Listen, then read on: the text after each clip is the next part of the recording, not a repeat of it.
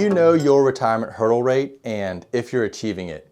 Do you know what a retirement hurdle rate is? That's what we'll be discussing in today's video. My name is Spencer Ford, CEO and Wealth Advisor at Conservative Financial Solutions, as well as a Certified Financial Planner Professional. Let's get into it.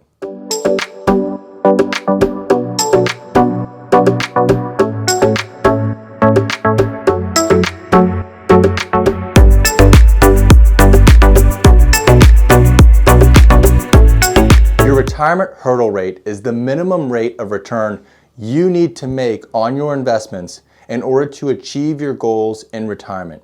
You can find your retirement hurdle rate by taking into consideration how much you have saved for retirement, how much income you need to draw from what you have saved on an annual or monthly basis, and your life expectancy. Let me walk you through an example. Jane is 65 years old and ready to retire. She has $1 million saved for retirement and needs $3,500 a month from her investments in retirement. She also believes her life expectancy to be to age 95. We'll also assume that she will need her income to increase by 2% a year to keep up with inflation and her standard of living. If she wants to make sure she doesn't run out of money before running out of life, her retirement hurdle rate is 3.61%. Okay. So as long as Jane can consistently earn 3.61% on her money, she won't run out of money before she runs out of life. But what if Jane's goal is to keep her $1 million intact? Meaning, what if she still wants to have $1 million in her account when she passes at the age of 95? What is her retirement hurdle rate now? Her new retirement hurdle rate is 5.33% if she wants to have $1 million left over at the end of her retirement.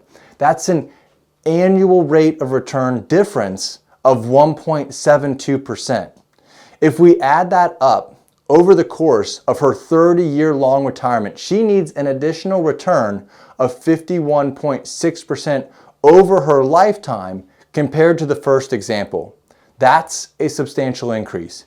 Keep in mind that even though we are only counting an inflation rate increase of 2% per year, by the time Jane reaches her last year in retirement, that once $3,500 a month is now well over $6,000 a month. Even if we account for inflation of 2%, every 10 years, Jane needs 20% more income. Finding your retirement hurdle rate, it's a fun exercise. It gives you some insight into how much you need to consistently earn in order to achieve your retirement goals. The lower return percentage you need, the more secure your retirement because the hurdle for overcoming that return is much lower. But the hurdle exercise is also a flawed exercise. Sure, it would be great if Jane could find an investment that guaranteed her 5.33% over the next 30 years. But that's highly unlikely. Fixed investments that offer a guaranteed rate of return over a specific period of time are susceptible to interest rate changes when they come up for renewal. You may have been able to lock in a 5.49% one-year treasury back in October of 2023, but when it renewed in October 2024, that rate had fallen to 4.2%. Variable rate investments, like investing in the stock market, are subject to the ups and downs. You aren't going to receive a flat rate of return year in and year out. So while you might have a low hurdle rate, you still need to be conscientious about how you're going to protect yourself those years in which the market posts a negative return. We've covered this topic in previous videos, but when you're in retirement and taking income, the downturns tend to hurt you more than the gains help. You still need growth, don't get me wrong, but you need some protected investments that can provide you with steady income those years when the market is taking away instead of giving.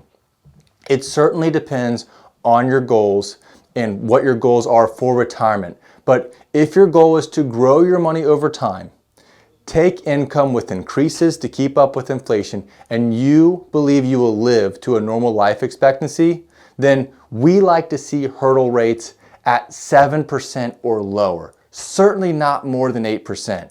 Keep in mind, You also need to have a plan for if you live longer than expected, as that will increase your hurdle rate. I hope you found this video helpful. If you did, please hit subscribe. My name is Spencer Ford, and we'll see you in the next one.